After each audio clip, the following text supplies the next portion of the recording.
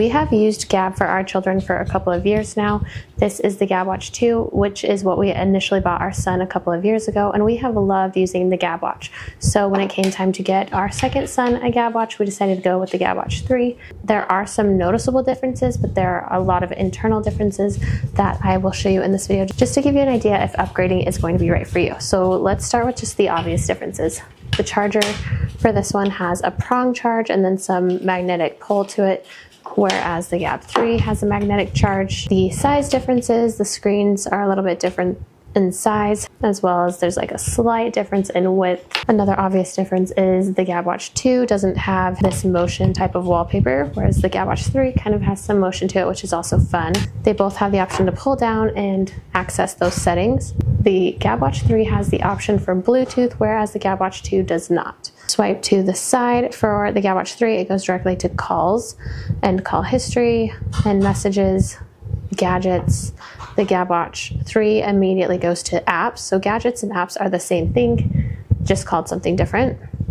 And then settings, and then call history, and then to messages, contacts. The gabbwatch 2, I think it only had initially allowed, and I could be wrong, but it seemed like it was only maybe 10 contacts, where I think it's now 25. Whereas the gabbwatch 3 allows, so far, I haven't found a limit for the amount of contacts that you can add. So if you're not familiar with gabbwatch, you have to approve the contacts that your child can contact. When it comes to the messages, this is what it looks like. This is a big difference for my boys. Both of them have the option to voice text, so they can record something that they have to say and it'll send. They both have emojis, but then when it comes to preset texts, the gabbwatch 2 has only so many preset texts. We do have the option to add a couple of preset texts in the app, whereas the gabbwatch 3 also has preset text, but the difference here is that the gabbwatch 3 actually has a keyboard or a keypad. He is able to actually type out a message versus not being able to type out a message on here. My oldest really wishes he had the option to text out an actual message versus only having the preset text or recording. When it comes to calling, their contacts and their call history is pretty similar, but there is a big difference. So he just taps it and then it will call me. Whereas when Jackson calls me, he pushes call, but then he has to swipe the phone button to start calling me, which I actually like better, because there are many times that my older son Pocket calls me, whereas my second son has hardly ever called me. They both have the games, the alarms, both have trackers, they have alarms. They also both have these little pets that they can earn.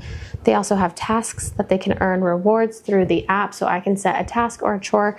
Octopus right here, he has some coins here in the corner that they can use, and they will feed these little pets, and they can do little things with these pets and earn more pets as they go, and they earn more little coins, little rewards from doing tasks through the app. I can set that they need to read for 20 minutes and I say approve, then it will give them a certain amount of points or a certain amount of coins that they can use through here to play with their little pets. Both screens are pretty sensitive to the touch, but we always have cases on them. The cases that I will also tag in this video always hold up really well. We have not had any of the watch screens cracked because we always have one of these on hand, and they always come in a pack of multiples. I have noticed though with the gabbwatch 3, it doesn't feel as sensitive with this particular watch cover, but it doesn't seem to bother my son as much as it does me. Both watches have the option to try different bands. You can easily interswitch new bands to these. And then of course, like I said, adding the watch cases to them. They have different color of bands, different styles you can choose from. These seem to be the ones that my boys love the most. They're the rubber type. The app is easy to use for both watches. You can access both devices directly in the app. It's very simple to use. So overall, there are some noticeable differences. Like I said, the contacts, the way they're able to text with having the keypad there versus having only preset text or voice text, the way that it has outgoing calls. We will eventually upgrade our son that has this watch to a phone eventually when we feel like he is ready for it, one of the Gabb phones. But for now, this works really well for him. I know it doesn't have as many features as this one does, which I think initially wasn't something he really liked, but it definitely works great. Both watches are fantastic, but if you are looking to upgrade and you wanted to know what the upgrades would be like, I hope this video helped answer some of your questions. We have absolutely loved using the Gabb. We think it's great, and we will continue using it for the rest of our kiddos, and we love it and we highly recommend them.